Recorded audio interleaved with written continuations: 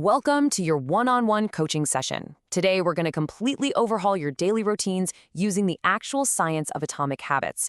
You can think of this explainer as your own private training camp. We're going to go ahead and strip away all that bad advice you've been fed about willpower and motivation, and instead, we're going to rely on proven, systematic changes. Sound good? Let's get into it.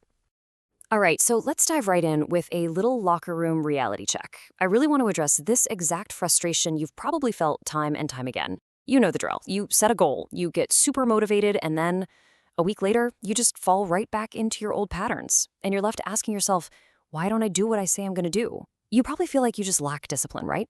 Well, as your coach, I'm here to tell you that you are fundamentally attacking the problem from the completely wrong angle. So here is our game plan for today's session. First, systems over goals. Second, changing your identity. Third, the habit feedback loop. Fourth, the 4 laws. And finally, number 5, the 2-minute rule. All right, let's kick things off with section 1, systems over goals.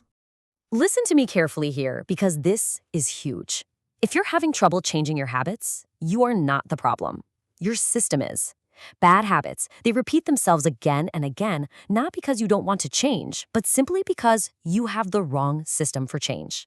We really need to completely unlearn your heady reliance on a goals-first mentality. Why?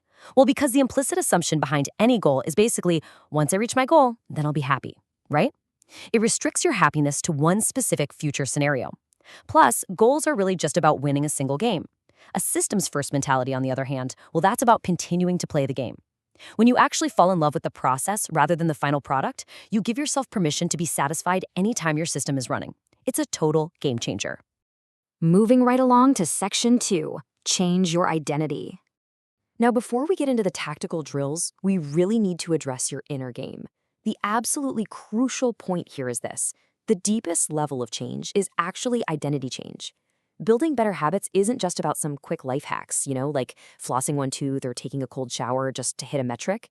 Fundamentally, your habits matter not just for the external results, but because they quite literally change your beliefs about yourself. Every single time you perform a habit, you're basically casting a vote for the type of person you wish to become. We have to shift your focus from what you want to achieve to who you wish to become. Next up, section 3, the habit feedback loop. So, to fix the machine, you obviously need to know how it operates. Every single habit you have, whether it's good or bad, can be broken down into this incredibly simple 4-step feedback loop. Cue, craving, response, and reward. Basically, your brain detects a cue in your environment. That cue then triggers a craving, which is a prediction that leads to a feeling. You then perform a response, which is the actual habit itself. And finally, you get a reward. This satisfies the craving and essentially teaches your brain that, hey, this action is totally worth repeating the next time that cue appears. This is exactly how you automate reliable solutions to the stresses you face on a daily basis. All right, that brings us to section 4, the 4 laws. Now that we know this 4-step feedback loop, it allows us to open up the playbook and pull the 4 universal levers of behavior change. This cheat sheet right here, this is your new coaching playbook. I call it the 4 laws of behavior change. To create a good habit effortlessly, you just need to pull these 4 levers in the right direction. And conversely, if you want to break a bad habit, you simply invert these laws. You make it invisible, make it unattractive, make it difficult, and make it unsatisfying. It's that simple.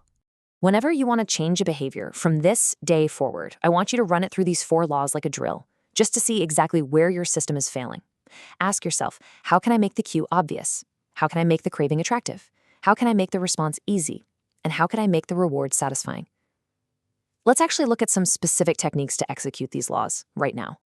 Okay, so to hit that first law and make your new habit obvious, we use a really cool tactic called habit stacking. You see, no behavior happens in a vacuum, right? You naturally decide what to do next based entirely on what you've just finished doing. So we can actually use this connectedness to our advantage. We're going to bind a new behavior to something you already do reliably every single day. For example, after you pour your morning coffee, you meditate for 1 minute. Boom, the coffee is your obvious cue. Now, alongside habit stacking, you also need what's called a specific implementation intention. Vague goals like, I'll eat better or I'm going to read more. Honestly, those are rookie mistakes. Why? Because they don't provide any instruction on how or when to actually act. You need to fill out this formula. I will do this behavior at this time in this location. Giving your habit an exact time and location makes taking action incredibly, almost ridiculously obvious. And look, as your coach, I absolutely have to emphasize this point about your surroundings. You must optimize your environment to remove points of friction. Seriously, simply trying to resist temptation or overpowering a bad habit with sheer motivation, that's a losing battle.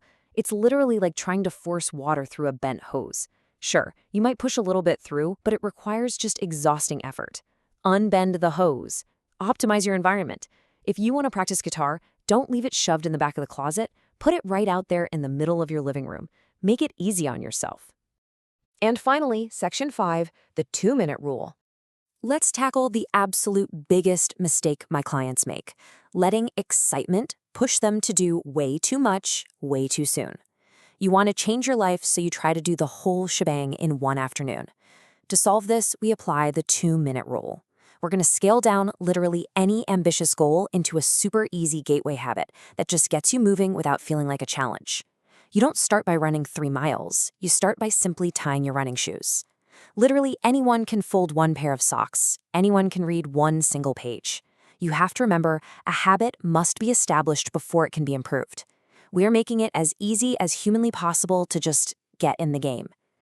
Mastering these 2-minute gateway habits is absolutely crucial because they act as decisive moments in your daily routine. Think of walking into a restaurant. The very moment you decide to walk into a steakhouse, you've essentially eliminated the option to order sushi, right? Your future options are totally constrained by that first tiny choice. Really, your day is made up of a series of forks in the road. And as you can see, these tiny choices stack up like branches on a tree, ultimately dictating whether you have a good day or a bad day. If you can master the decisive moment, that 2-minute gateway habit, you just automatically steer yourself onto the productive branch. It's pretty amazing. All right, let me leave you with this final little pep talk before we wrap up today's explainer. The real secret to lasting results is unrelenting improvement. Habits are basically the atoms of your life. They're small, sure, but they are the source of immense power. Think of them as the compound interest of self-improvement. They don't just add up, they compound over time to create truly remarkable results. So, as we close out this coaching session, I want you to take a hard look at the systems running your life right now. Stop worrying so much about the finish line, and instead ask yourself this final critical question before you start your next drill. Are your current habits casting votes for the person you wish to become? Get your systems right, master those 2-minute decisive moments, and I promise you, the results will absolutely take care of themselves.